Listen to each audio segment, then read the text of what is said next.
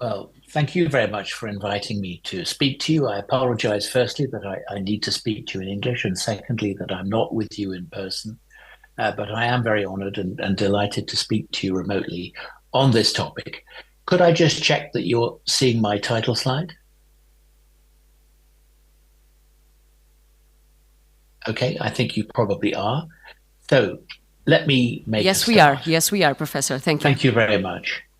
So, when we think about digital health, health technologies, and health data, we need to remember what is the scenario in our healthcare system right across Europe and even, really globally, into which we need to deliver some benefits, some value. And the first one really is an economic one, that health systems are all underfunded compared to what they would really ideally like to have. And there have been particular challenges, especially with COVID, that have really stolen a lot of money out of public finance and inevitably have both increased demand and reduced financing for health systems. And there is a future concern that as healthcare costs go up, how will we afford to continue to pay for high quality healthcare?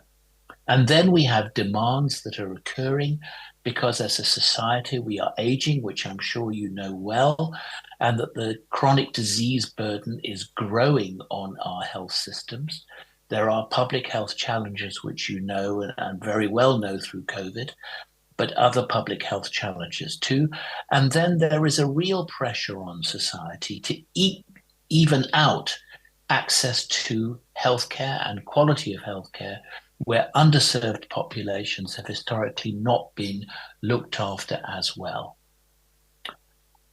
And then we need to look at other challenges, which are to do with variation, that actually healthcare is not of equal quality across countries, but even within countries. And there have been calls and calls among many stakeholders for structural reforms of the way health systems function. And one of those very important areas is digital transformation. To give you an example, this is a chart showing you heart failure pathologies, heart failure admission and dying when you are first admitted to hospital with heart failure, whether you die within 12 weeks of heart failure, or whether you need readmission within 12 weeks of having been discharged out of hospital. And these bars show a large number of countries, mostly Europe, showing the negative proportions. And what you need to look at here on this chart is not all the detail, but that the orange bars are really very different lengths. And what do these mean? It means that some areas, some countries are getting this right better than other countries are. And the countries are not in the same order on the three items, which tells you that countries are varying in the quality of care they deliver to heart failure patients in a hospital context. And what that tells us really powerfully is we have a lot to learn from each other and a lot of improvements to be made. So that's really the message of this slide. There is huge variation, and that equals huge learning and huge opportunity to improve. Let's take a very simple scenario of remote telemonitoring in patients with heart failure. If they have very simple measures like home monitoring of blood pressure, body weight, heart failure, nothing very expensive.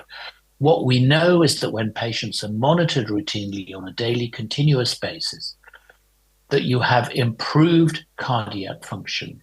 You reduce the severity of the heart failure. Patients have better physical and emotional quality of life. And also, you reduce hospitalizations. You actually save money by reducing hospital days. You reduce the cost of care, and you even improve survival rates. So the question you have to ask yourself is, why is this not the experience of every heart failure patient in Europe? And that's not a question I can answer. It's a question I think as a society we have to answer collectively. But when we do do something about heart failure, we can make a difference. It's not all theory.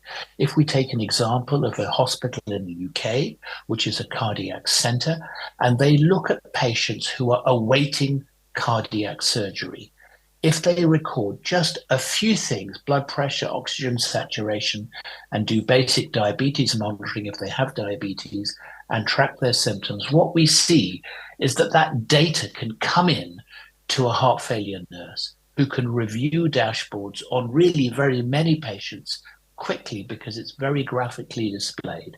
And when patients are in a good position, they know they're being monitored, they're on a waiting list, but there is not a significant danger while they're waiting. But if any patient's data shows that they are slipping down, they can be brought quickly into hospital and prioritized for surgery. And what they've already shown is this reduces the number of emergency hospital visits and admissions to hospital for those patients on a waiting list.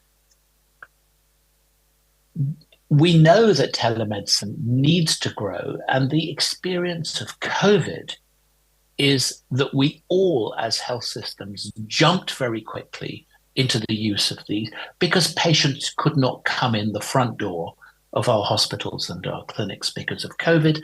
We had to suddenly use telemedical services. And what you see is really soon after the start of COVID, an absolute explosion in the number of telehealth. Well, these are claims from the US, sorry about that.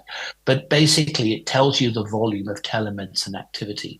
But what is really important, and I don't have any more recent data, is the fact that once COVID stopped being such a powerful threat, telemedicine hasn't gone away.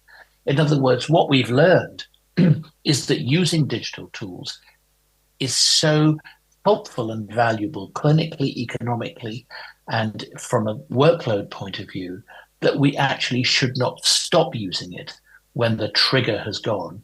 But really, what we don't see is a significant further increase, and we should be.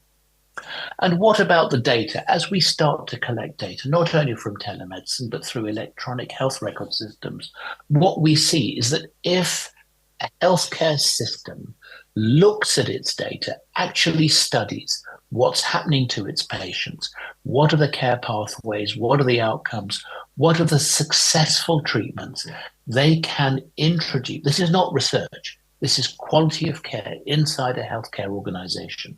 They can make a powerful difference to clinical outcomes.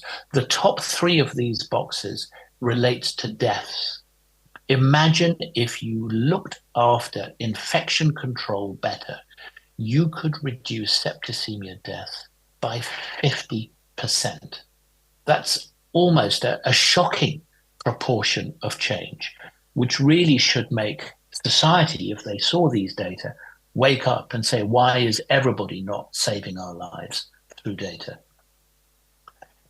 We know with COVID, there were lots and lots of issues to do with whether or not the vaccines that were being introduced might cause neurological defects. And when you have rare effects, small effects that are difficult to easily measure, then it becomes harder to do that on small sample sizes. So this is a study undertaken to look at neurological risk with COVID-19 vaccination. And the important thing to understand here is the numbers. Look at the number of patients who were part of the data analytics. 8.3 million people and 14 million in a control group. You need these kind of numbers to detect small changes. That means we need that kind of data at that scale of a quality that is good enough to analyze. And this study geographically was not limited to Europe. It was a global study undertaken by the Odyssey community. And some of you may know Odyssey, a very valuable network of collaborating centers, technical and healthcare centers. Pharma is very involved in helping to support that. J&J, who are part of your event today, have been very powerfully supporting the Odyssey community. They have needed this scale to make a difference. And that is really the story of what we need to address. There is so much we need to learn from our data about health outcomes, about which care pathways make a difference, how to deliver telehealth, and how to deliver better personalized medicine and prevention. We clearly need a lot of population health data. All of you know about COVID, but quality monitoring, safety monitoring, and other things need, and service planning, all need data volumes that allow for insight generation and decision making and action. And of course, you all know we need more and more data to stratify our populations into more and more specific disease subgroups so that we can target therapies better and accelerate recovery from disease or prevention of deterioration. There's a huge amount of research to be done, and we all need large volumes of data. Well, Europe is investing heavily in big data, and I'm very delighted to be part of Europe. I'm delighted to be part of this ecosystem. My institute is involved in some of these initiatives, or we have friends and colleagues who are. So, as a European informatics community, we are thrilled to be part of this family of people pioneering it. This is a splash of logos. I'm not going to go through all these different logos. Some of you might recognize a logo or two from this splash, but these are only examples. There are many more initiatives at a regional level, at a national level, at a cross-national level, some of them working on all sorts of data, others doing a deep dive on things like genomic data or molecular data.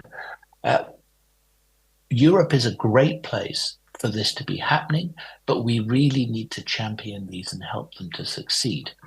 But I would like now, if I may, to slightly drift towards a pan-European initiative for a few slides.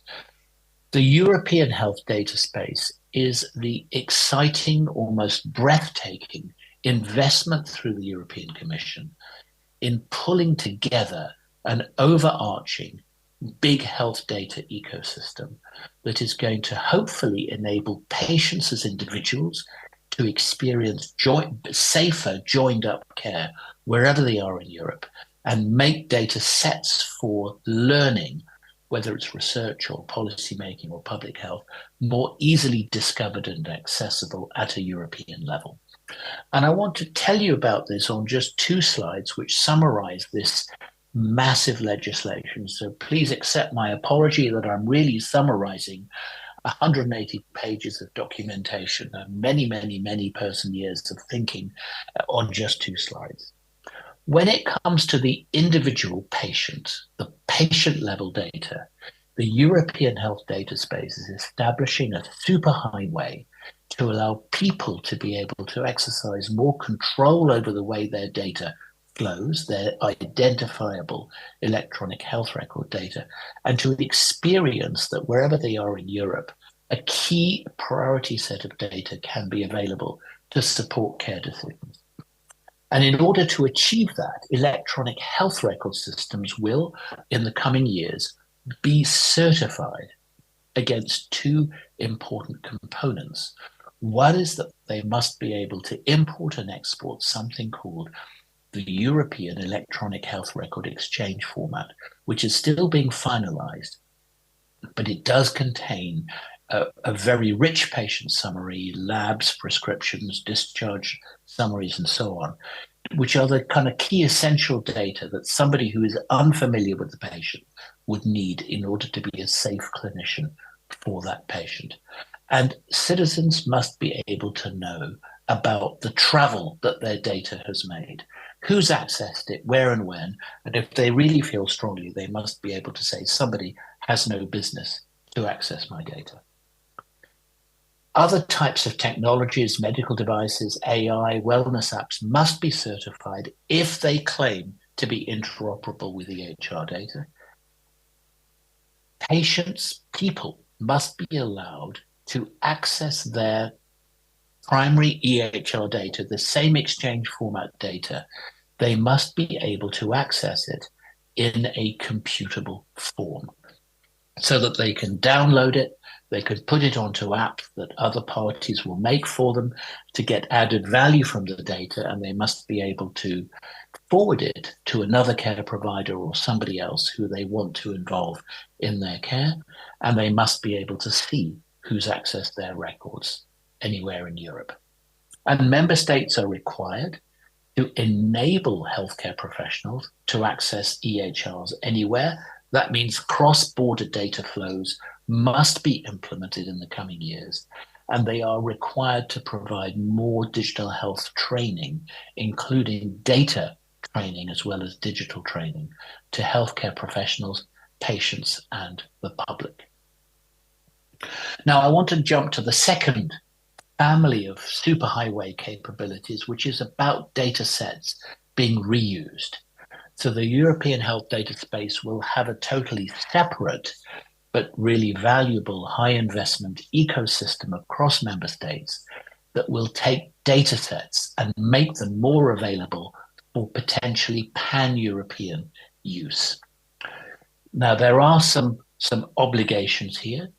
Data holders, people who are currently collecting and holding data, hospitals, GPs, registries, academia, industry, who have large volumes of data about individuals, will be required to make these data sets available. And it covers a very large range of possible data, which is too difficult to go through today. But there is a lot of data that will be potentially available for the future. It must be fair. It must have metadata associated with it. It will go into European networks of catalogs, and there will optionally be a standardized approach to data quality labeling so that people know about the data sets that they might want to access. Every member state is already busy creating something called a health data access body, whose job will be to orchestrate data set access.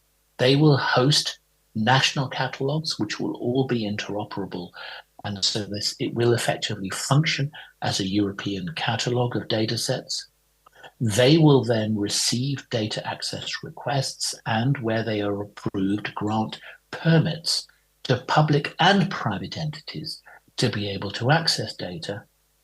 They are to charge a sensible cost recovery fee, not a profiteering fee. No one's expected in the EHDS ecosystem to profiteer from their data or to charge unreasonable rates. Normally, if you want access to data, it will be anonymized, but if you have an ethics committee approved justification, you may get access to pseudonymized data, and the data will be provided through secure audited environments, and there will be transparency to the public about what data has been used. So my final slide really is about success factors. If I step back from the EHDS and look at that splash of logos I showed you earlier and think about all of those different initiatives and what have we as an institute, when we engage with them, what has our field learned about how to succeed? What are the success factors for these big data ecosystems? Primarily, it's not tech. The first thing that you really absolutely have to do is to ensure you engage your stakeholders. The different stakeholders, I've described to you a bunch of different data holding stakeholders. There are equally a diverse set of data using stakeholders. There needs to be trust amongst them in order to be able to supply and share and use each other's data with confidence. It's also important to look at the data infrastructure that is going to be designed long before you start to issue procurement contracts and say, what is the demand and what is the supply of data and what is really needed from an infrastructure in order to achieve good supply against the demand that is anticipated. Because some infrastructures are over-invested in and then don't get used a lot and actually waste money. Others start off really small without realizing that they're actually too simple to scale up.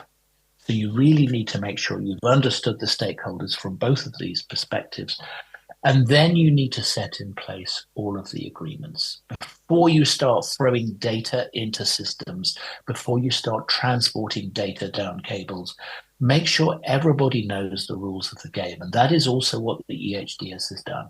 Ensure that you've established how you will exercise good information governance, GDPR compliance across the ecosystem, because everybody needs confidence that this will not be a dangerous data protection ecosystem.